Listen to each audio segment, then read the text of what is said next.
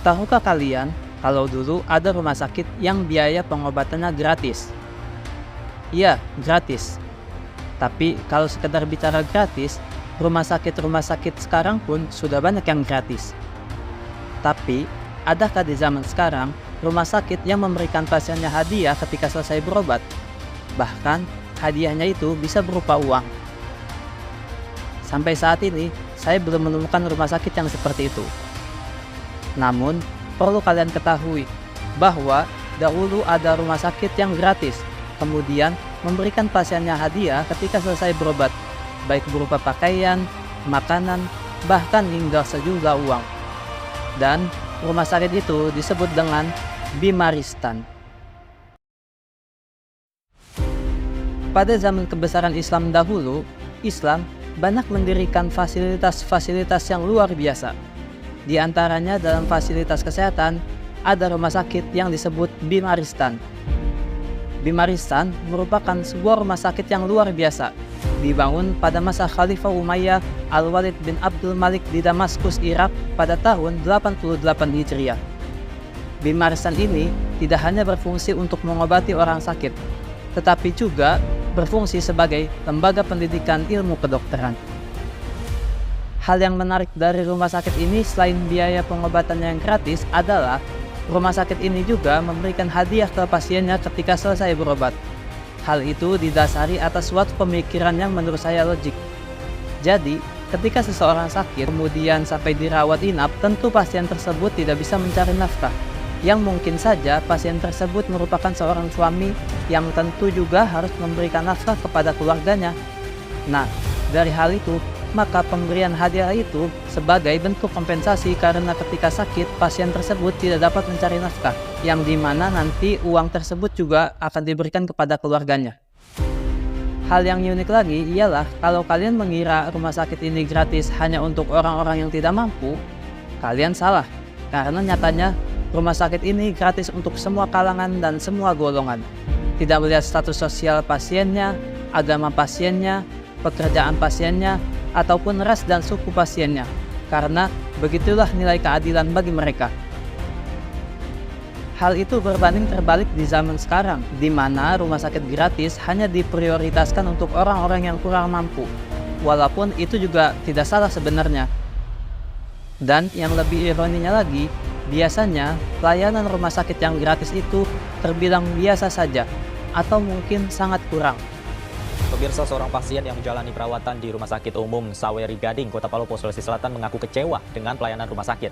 Saudara, kasus buruknya pelayanan di rumah sakit di Surabaya kembali viral di media sosial. Ini ada sebuah video dari warganet tentang seorang dokter yang menolak pasien gawat darurat menjadi viral dan juga memicu kemarahan warganet di Yogyakarta. Wali Kota Surabaya Eri Cahyadi memarahi sejumlah staf dan manajemen Rumah Sakit Umum Daerah Dr. Suwandi Surabaya. Hal itu tidak terjadi pada Rumah Sakit Bimaristan. Rumah Sakit Bimaristan selalu berupaya untuk menyembuhkan pasiennya dengan cara-cara yang terbaik. Mungkin dari kalian bertanya-tanya, kok ada sih? Kok bisa sih rumah sakit itu gratis? Bahkan bisa ngasih hadiah juga. Bagaimana untuk gaji dokternya? Bagaimana gaji perawatnya? Bagaimana gaji tenaga kerjanya? Belum lagi obat-obatannya bagaimana? Tentu, jawabannya ialah karena wakaf. Di sini, mungkin saya tidak akan menjelaskan detail mengenai wakaf, seperti rukun dan syarat wakaf itu sendiri. Insya Allah jika ada kesempatan mungkin kita akan coba membahasnya. Intinya, dengan wakaf, Bimaristan itu bisa beroperasi. Jadi, ketika itu Khalifah atau sebut saja pemerintah membangun Bimaristan, tentu didukung juga oleh para ulama-ulama, yang sekaligus ulama-ulama tersebut juga merupakan pengusaha-pengusaha sukses. Maka ulama-ulama tersebut mewakafkan sebagian asetnya yang bernilai besar untuk keperluan operasional Bimaristan. Saya akan coba mengilustrasikannya. Jika ada satu ulama memiliki kebun kurma, lalu ia wakafkan kebun kurma itu, maka hasil panennya akan diserahkan ke Bimaristan. Kita anggap saja hasil panennya 50 juta, maka 50 juta itu diserahkan ke Bimaristan untuk biaya-biaya operasional Bimaristan. Itu baru satu orang yang mewakafkannya. Bagaimana jika 10 orang? Bagaimana jika 50 orang? Bagaimana jika 100 orang yang mewakafkan asetnya untuk keperluan Bimaristan? Belum lagi ditambah biaya bantuan dari pemerintah-pemerintah setempat. Mungkin kalau di Indonesia itu APBN dan APBD. Nah, dari wakaf itulah Bimaristan bisa terus beroperasional. Namun sayang, orang-orang yang berwakaf semakin berkurang di zaman sekarang. Padahal dengan wakaf juga dapat mewujudkan nilai-nilai kemanusiaan.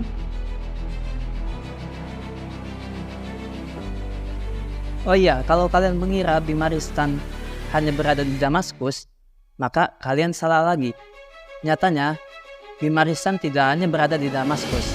Setelah melihat Bimaristan pertama yang bisa mengcover sisi kesehatan umat, Bimaristan yang ada di Damaskus itu menginspirasi negeri-negeri Islam yang lain.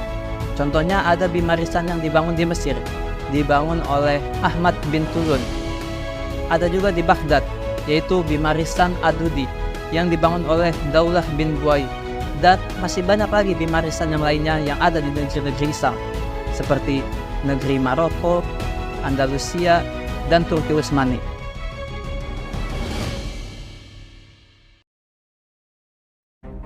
Oke guys, mungkin kita sudahi dulu pembahasan kita mengenai rumah sakit Bimaristan. Sebuah rumah sakit yang benar-benar berupaya untuk menyembuhkan pasiennya, baik dari fisik ataupun mentalnya. Semoga dengan pembahasan kali ini dapat memberikan kita motivasi agar kita bisa menginfakkan sebagian harta kita untuk kepentingan sosial. Mohon maaf jika ada kesalahan dalam pembahasan kali ini. Like jika kalian suka dengan konten ini, share jika bermanfaat. Wassalam.